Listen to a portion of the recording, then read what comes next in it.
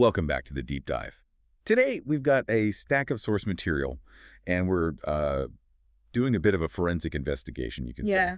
What's on the slab today? We're looking into one of the, well, really talked about names in rapid retail growth, the handcrafted beverages chain, Dutch Bros, ticker BROS. Ah, Dutch Bros.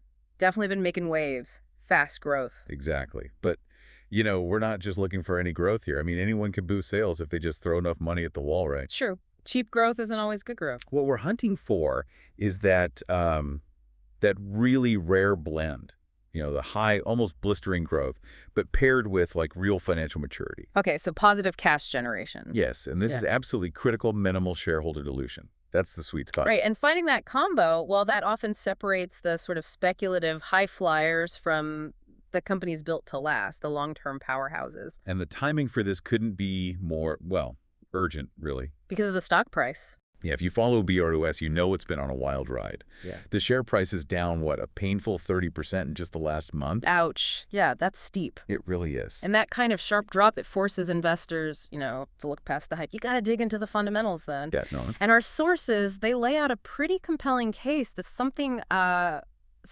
massive has actually shifted beneath the surface there. Okay. Which makes this downturn, honestly, maybe the perfect moment to evaluate if that underlying financial structure has genuinely gotten stronger. Right, despite the recent stock performance. Yeah. So let's frame this. Even with the drop, we're talking about a company with a market cap of around, what, $7 billion?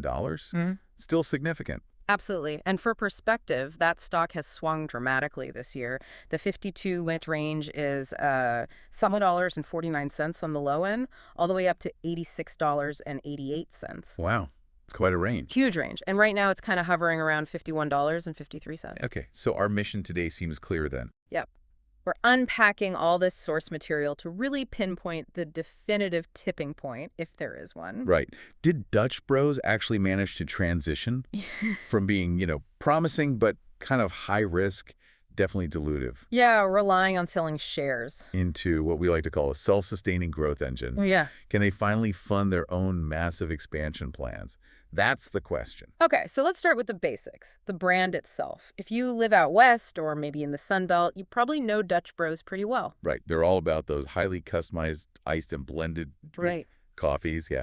But also energy drinks, smoothies, shakes, lots of options. But the real key, I think, to their whole operational model and, frankly, their success is that intense focus on drive-thru service. Those escape lanes, they call them sometimes. Exactly. Dedicated lanes, all about speed and efficiency. It's just a completely different feel than, say, going inside a local coffee shop to hang out. Oh, totally. It's built for grab and go. Convenience, speed. That's the name of the game. And that model clearly works because they've managed to pair that efficiency with a really unique brand identity. Yeah, the sources talk about this almost cult-like following. That's the phrase they use. Right, and you only see that kind of explosive expansion when a company builds that genuine loyalty. Customers aren't just like buying a drink. They feel like they're part of something, buying into the whole experience. And that loyalty, well, translates directly into physical growth numbers that are frankly almost unbelievable. Like what? Between 2021 and basically today, the company actually doubled its store count. Surged right past 1,000 locations. Doubled. In like 2-3 years. That's incredible speed. Hypergrowth. It absolutely is. And that should be a dream scenario for any investor looking at a retail concept. It should be, yeah. But here's the catch. And this is the core problem, the conflict that really made BRS, let's be honest, a tough pill to swallow for a lot of growth investors for years. Okay. That amazing growth, it came with an extremely high price tag. Let's nail that down because the contrast is pretty startling. So, yeah, double the store count, roughly 2 years. Fantastic. Sounds great. But to pay for all that expansion, the number of shares outstanding, the total slices of the company pie, nearly tripled in that exact same period. Tripled. Oof. That's the brutal math of dilution right there. Explain that a bit more. Well, imagine you own, say, a 1% slice of the company. Nice little stake. Okay. But when management keeps issuing millions of new shares to raise cash for growth, they're essentially taking your 1% slice and, well, cutting it into smaller pieces. In this case, effectively 3 smaller pieces. So suddenly you own less than 1/3 of 1%. Wow. So even as the company gets bigger. Your actual ownership percentage shrinks dramatically. And that financing strategy, I mean, maybe it was necessary to keep the expansion engine roaring, but it created what the source material calls a ballooning share count. Ballooning share count. Okay. Management was just leaning heavily, constantly, on new share offerings, effectively asking existing shareholders to foot the bill for the new stores up front through dilution. So you're sitting there maybe celebrating store number 500 opening, then 600, 700. Yeah, looks great on the surface. But behind the scenes, your actual ownership stake is just getting thinner and thinner and thinner. Precisely. And that's why the initial investment thesis felt flawed to more conservative growth folks.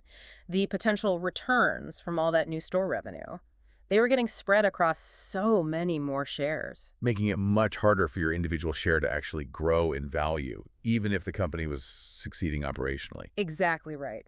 It was this sustained, really intense dilution that, as the sources say, initially made the company nearly uninvestable for many.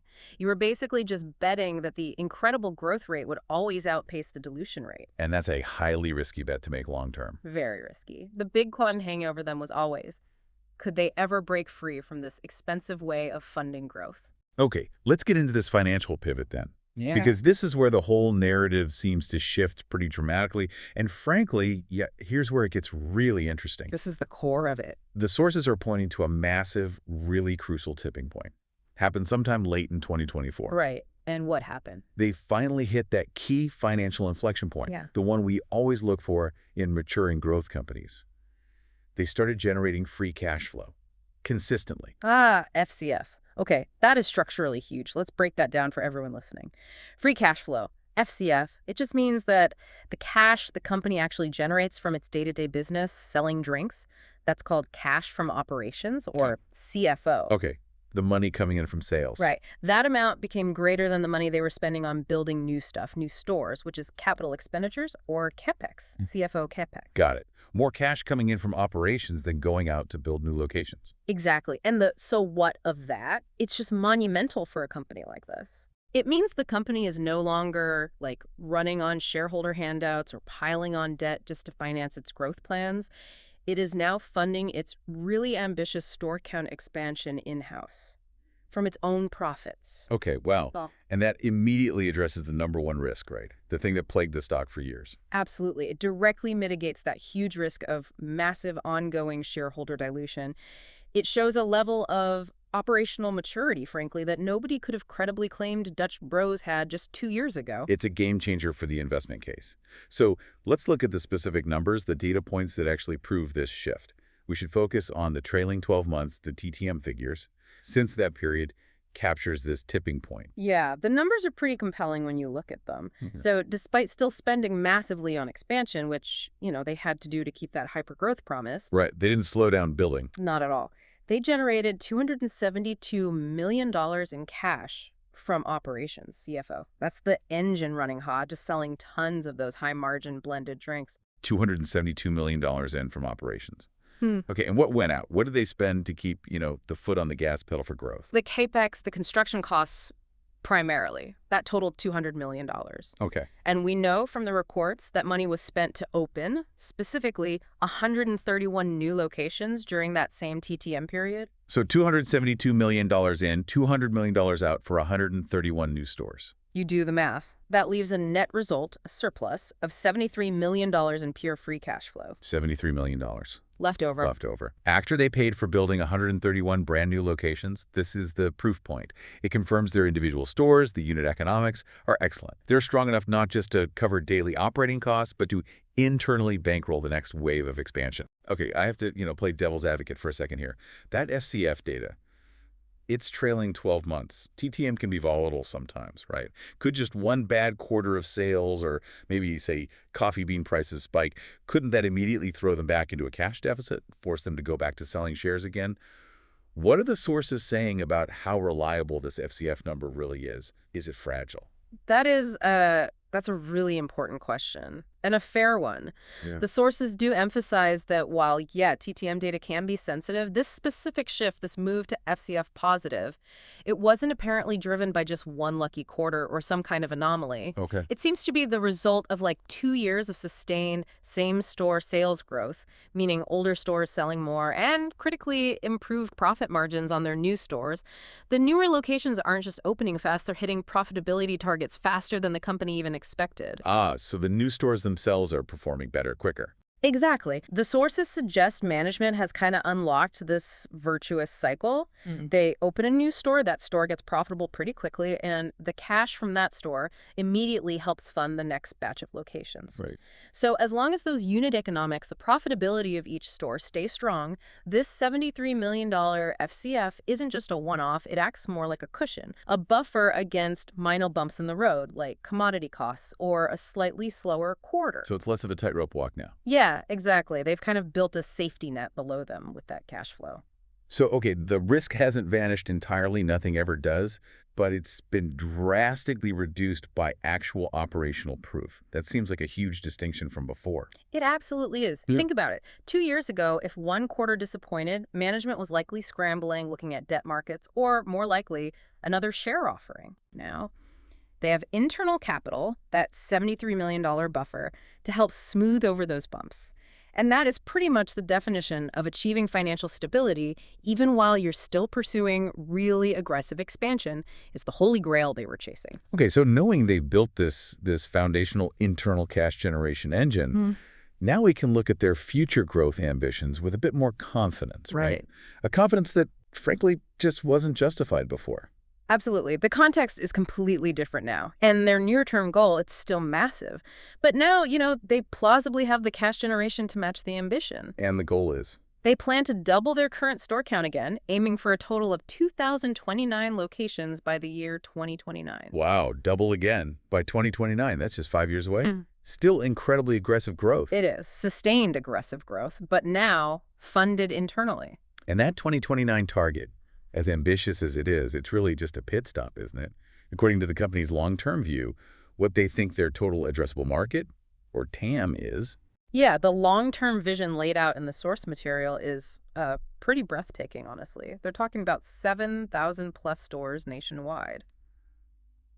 Eventually. 7,000. Okay. Considering they only recently cracked the 1,000 store mark. Right. Getting to 7,000 plus stores, well, that means they are still very much in the early innings of their whole expansion story, relatively speaking. Totally. Loads of runway left if they can execute. But, scaling from 1,000 stores to 7,000 stores, that feels like an entirely different kind of strategic challenge than scaling from, say, 100 to 1,000, doesn't it? Oh, absolutely. It requires a massive shift in focus, probably. I mean, scaling that dramatically means going head-to-head with the established giants like Starbucks and Dunkin' in totally new states, in markets where the Dutch Bros brand maybe isn't a cult yet, maybe nobody's even heard of them. Right. The challenge completely changes. It moves from, can we actually afford to grow this fast? Which they've now kind of solved. Yeah, the funding question is largely answered. To, can we maintain that unique, personalized Dutch Bros experience and that cult-like loyalty at hyperscale and across really diverse regional cultures? Can they be Dutch Bros in New England the same way they are in Oregon? That's the billion-dollar question now, isn't it? But the good news, the foundational piece, is that shift to positive FCF really supports that dream.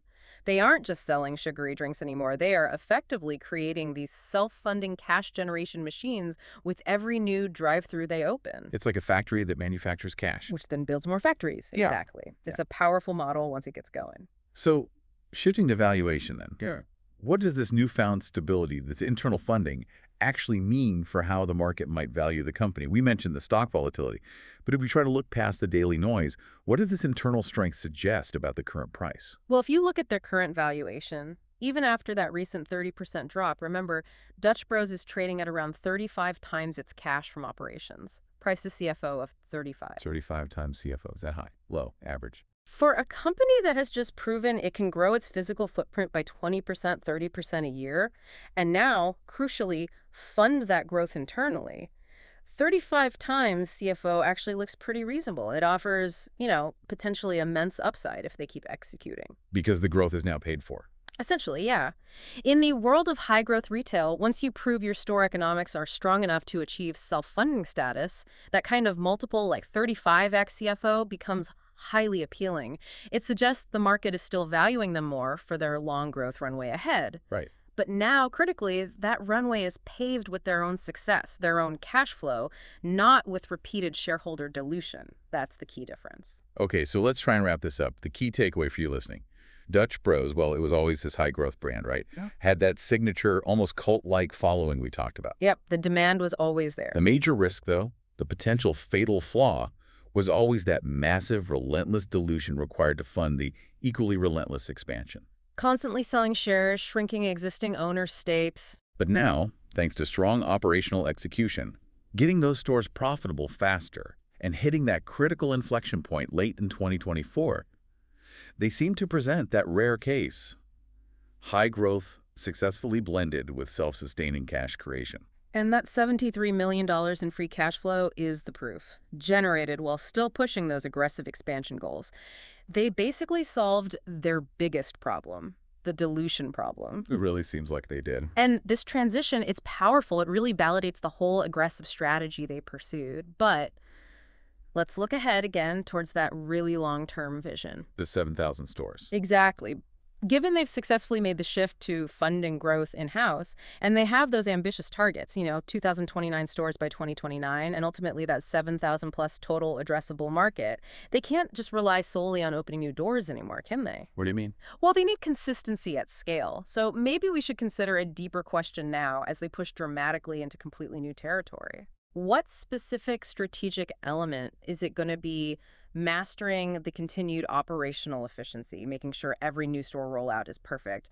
Or is it perhaps all about maintaining that unique, hard-to-define, cult-like loyalty among customers, especially in places like the Northeast or the Midwest where they're newcomers? Which of those becomes the most essential metric for Dutch Bros to absolutely master as they strive towards that huge 7,000-plus store goal? The financial problem seems largely solved, but maybe the marketing and the massive logistical puzzle just got exponentially harder. Yeah, that shifts the entire focus of the conversation for the next few years, doesn't it? Yeah. From finance to execution and brand endurance at scale. It really does. Definitely something for you to chew on as you follow their story. That's all the time we have for this deep dive. We'll see you next time.